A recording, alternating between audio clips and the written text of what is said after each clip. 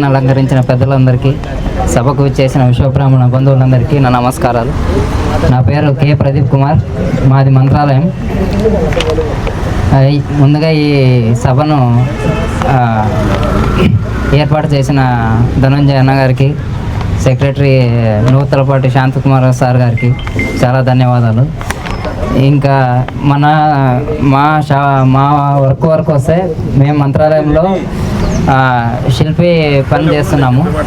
మాకు Shri Raghavendra handicraft centre అనే workshop ఉంది.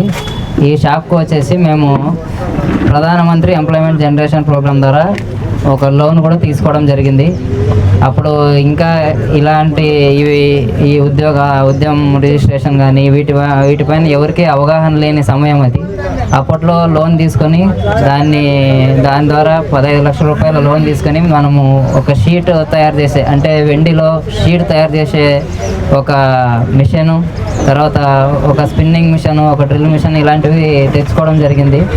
వీటిని తెచ్చుకొని వాటి ద్వారా మేము ఇప్పుడు ఆ లోన్ కూడా కట్టడం జరిగింది. సో ఇప్పుడు సెకండ్ లోన్ అనేది అప్లై చేయడానికి మేము ప్రయత్నిస్తున్నాము.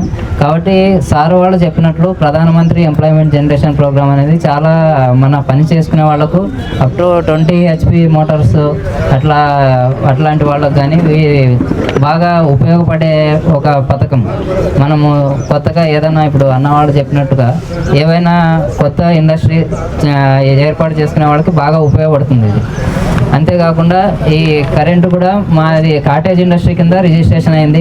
అది మన నూతలపాటి శాంతకుమార్ సార్ గారు అప్పుడు వచ్చి మన ప్రతి ఊరికి వచ్చి కూడా అప్పుడు ధనంజయ అన్న గారు వీళ్ళందరూ ఇట్లా మీరు చేసుకోండి అని చెప్పి ఎలక్ట్రిసిటీ కూడా చేపించడం జరిగింది. దానివల్ల మనకు ఏం ఉపయోగం జరిగిందంటే 100 యూనిట్స్ వరకు మనకి సబ్సిడీ అనేది వచ్చింది. మా షాప్కి వచ్చేసి మాది అండర్ కాటేజ్ ఇండస్ట్రీ కింద రిజిస్ట్రేషన్ అయింది అనమాట. అంటే కుటీర పరిశ్రమ కింద రిజిస్ట్రేషన్ అయింది. దాని ద్వారా మేము ₹3.75 మాత్రమే ఒక యూనిట్కి అనేది కడతాము అనమాట. సో ఆ విధంగా మనం కాటేజ్ ఇండస్ట్రీ మనవన్నీ కూడా కుటీర పరిశ్రమలే, మన 5 కులాల వాళ్ళవి మనవన్నీ కూడా కుటీర పరిశ్రమలే. కాబట్టి మనం అందరూ కాటేజ్ ఇండస్ట్రీస్ కింద ఇందాక సార్ వాళ్ళు చెప్పినట్లు రిజిస్ట్రేషన్ చేసుకుంటే మనందరికీ కూడా ఈ కరెంటు బిల్ అనేది చాలా తక్కువ అవుతుంది.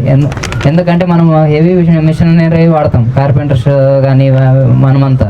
కాబట్టి దాంట్లో మనకు వచ్చే దాంట్లో ఈజీగా ఒక 3,000-4,000 రూపాయలు కరెంట్ బిల్లు కట్టాల్సి వస్తుంది. దాన్ని మనం ఒక ₹3.75 అన్నప్పుడు సగానికి సగం పై కూడా తగ్గడానికి అవకాశం అనేది ఉంటుంది.